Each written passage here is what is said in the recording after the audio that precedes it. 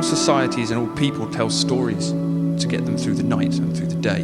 There's a quote from Ursula Le Guin. She says, there have been great civilizations that did not use the wheel, but there have been no civilizations that did not tell stories.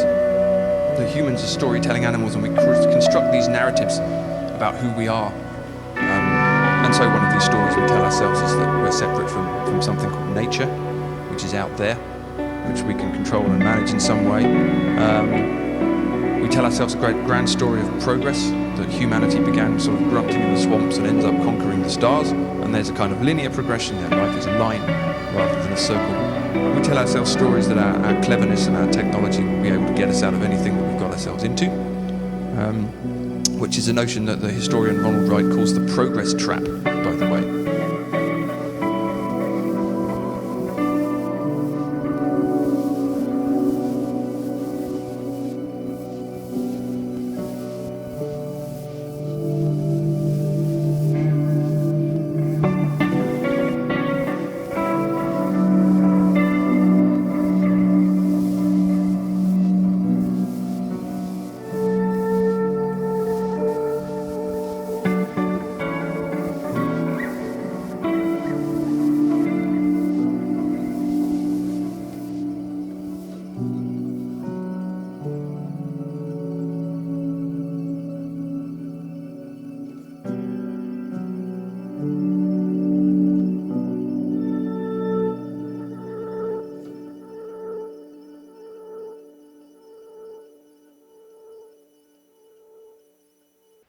I realized that nearly everything else that happens in your life, if you live in an advanced technological society, is a kind of invitation to somehow take control of things.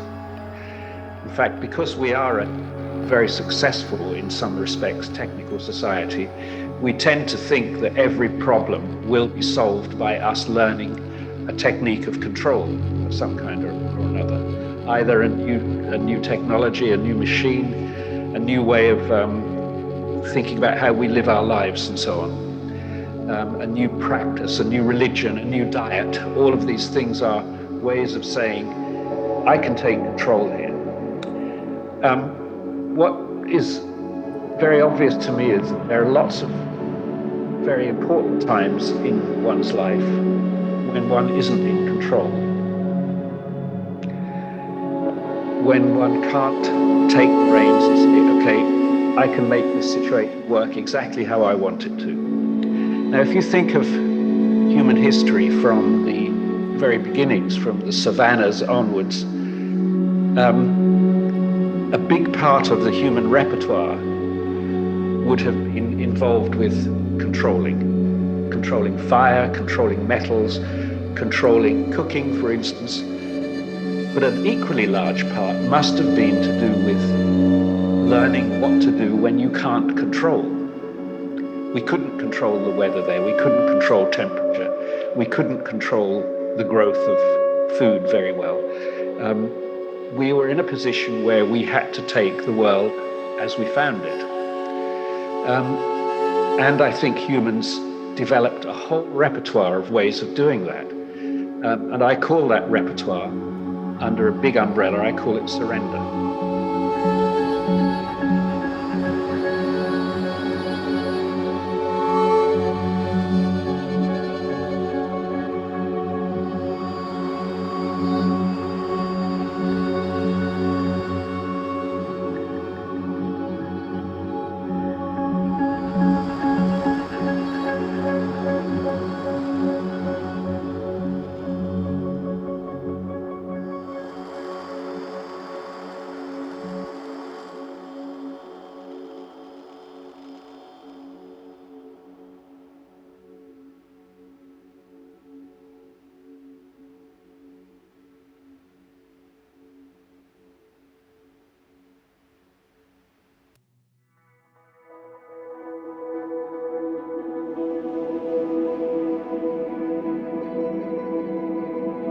For some time now, one of the most successful tactics of the ruling class has been responsibilization. Each individual member of the subordinate class is encouraged into feeling that their poverty, lack of opportunities, or unemployment is their fault and their fault alone. Individuals will blame themselves rather than social structures, which in any case they have been induced into believing do not really exist. They are just excuses called upon by the weak. What Smale calls, quote, magical voluntarism, unquote, the belief that it is within every individual's power to make themselves whatever they want to be, is the dominant ideology and unofficial religion of contemporary capitalist society. Pushed by reality TV, quote, experts, unquote, and business gurus as much as by politicians, magical voluntarism is both an effect and a cause of the current historically low level of class consciousness. It is the flip side of depression, whose underlying conviction is that we are all uniquely responsible for our own misery and therefore deserve it.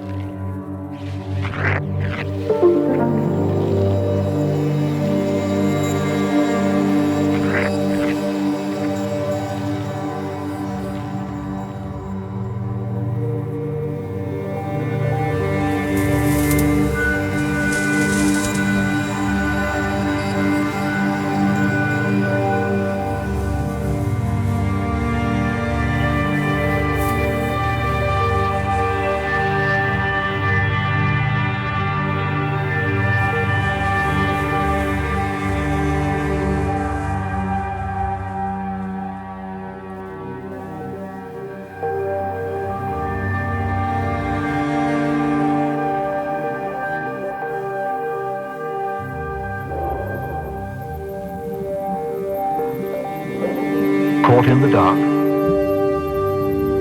trapped in the chasms of your mind, looking for wholeness, yet narrowed by ignorance. You lack cybernetics, the science of cycles. Cybernetics is hard to understand. It explains complexity and wholeness, an insight to free you from darkness, carry you into the daylight of purer reason.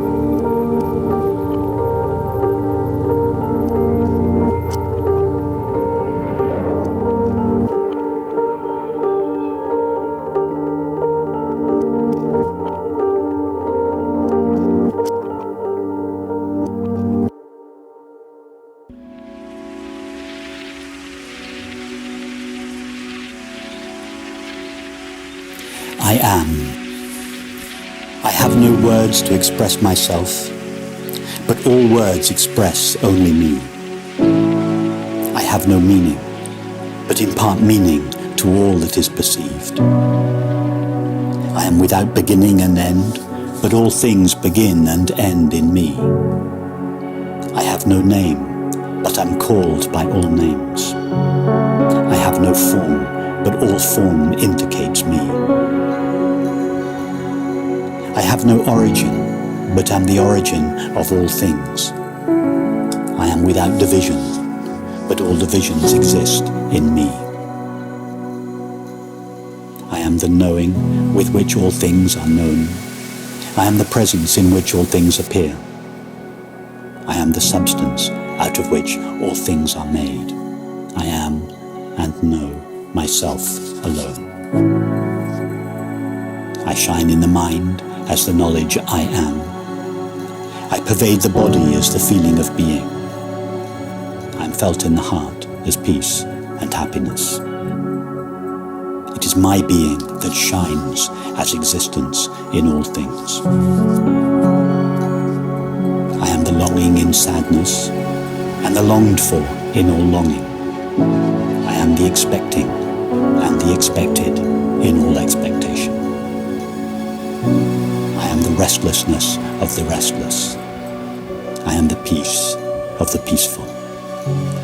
I am happiness itself.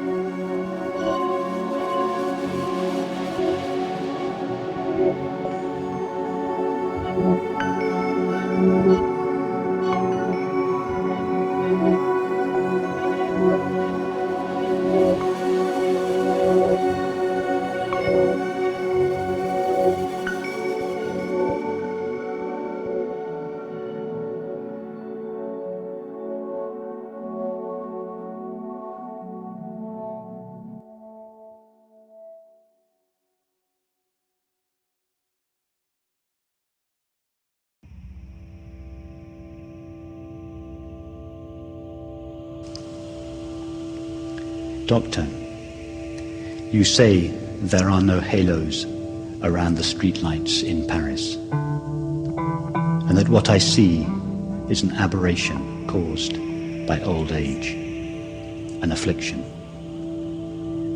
I tell you, it has taken me all my life to arrive at the vision of gas lamps as angels, to soften and blur and finally banish the edges you regret I don't see. To learn that the line I call the horizon does not exist, and sky and water so long apart are the same state of being. 54 years before I could see Rouen Cathedral is built of parallel shafts of sun, and now you want to restore my youthful errors, fixed notions of top and bottom, the illusion of three-dimensional space, wisteria separate from the bridge it covers. What can I say to convince you the Houses of Parliament dissolve night after night to become the fluid dream of the Thames? I will not return to a universe of objects that don't know each other, as if islands were not the lost children of one great continent. The world is flux, and light becomes what it touches, becomes water, lilies on water, above and below water, becomes lilac and mauve and yellow and white, and cerulean lamps, small fists passing sunlight so quickly to one another that it would take long streaming hair inside my brush to catch it, to paint the speed of light. Our weighted shapes, these verticals, burn to mix with air and change our bones, skin, clothes to gases. Doctor, if only you could see how heaven pulls earth into its arms, and how infinitely the heart expands to claim this world, blue vapor without end.